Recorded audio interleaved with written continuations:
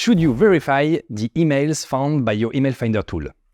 That's a very frequent question we receive here at ICPs. In other words, after you have used your email finder tool, should you use an email verifier tool such as Never Bounce or Use Bouncer to double check the found emails and make sure they won't bounce? This is a very common question among people that send cold emails.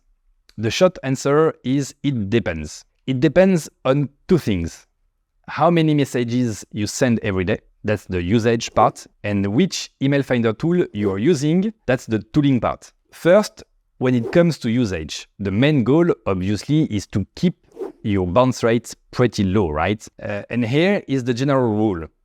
A bounce rate below 5% is good. Between 6 to 8%, it's okay-ish. And over 8%, be careful, you're entering the danger zone. Your email deliverability will start to take a hit. Now, these numbers can shift depending on how many emails you're sending out. The more emails you send, the stricter you should be about your bounce rate. From the perspective of the ESPs, the email service providers like Google, Yahoo, and Microsoft, a mailbox sending a ton of messages is more likely to be spamming. Therefore, with people who send a lot of messages every day, the ESPs will be more sensitive. They will blacklist you quickly if your bounce rate is too high. In practical terms, if you're sending fewer than 50 emails per day from one email address, from one inbox, the earlier mentioned rates apply. You can tolerate up to 8% bounce rate maximum. But if you're sending between 50 and 100 emails a day, then you should aim for maximum bounce rate of 3 to 4%. And if you're over 100 emails a day per inbox, then you should keep your bounce rate below 2%. Most businesses doing cold emailing today send fewer than 50 emails per day per inbox. If you're sending more than that daily, you risk having too many messages tagged as spam by recipients. And that will hurt your deliverability, obviously. Next, let's talk about the email enrichment solutions you use. That's the second factor to consider. Which email finder tool or tools you're using, that's a very key question. Depending on the tool, you might see a higher or lower average bounce rate.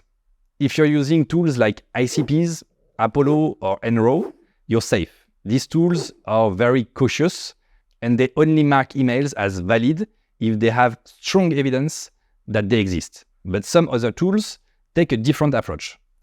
They aim at maximizing their email discovery rate at the cost of a higher bounce rate. Here, I'm thinking of Wiza, Drop Contact, Get Email, and Email Finder, Lusha, ZoomInfo. Actually, the vast majority of the email finder tools on the market have chosen to maximize their discovery at the cost of a higher bounce rate. That's why now there are so many salespeople who systematically use an email verifier at the last step of their enrichment process. Also, you might have noticed that certain tools like Drop Contacts categorize some emails as risky or catch-all. With those emails, it's smart to use an email verifier like Never Bounce, Use Bouncer, Debounce, or Bounce Ban.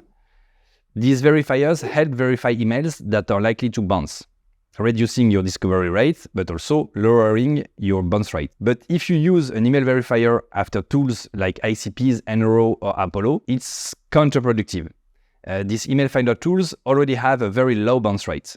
Furthermore, these email finder tools have the capability, a very special capability, to bypass many catch-alls. The usual email verifiers don't have the same capability. It means that many catch-alls can be found by ICPs, let's say, but they will be marked as risky by the email verifier.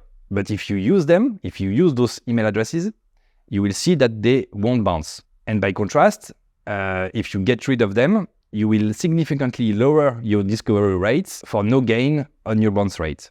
So if I try to sum up all the information here, if you send no more than 50 messages per day and per inbox, and if you're using very conservative tools such as ICPs, Apollo, or Enrow, then you're safe.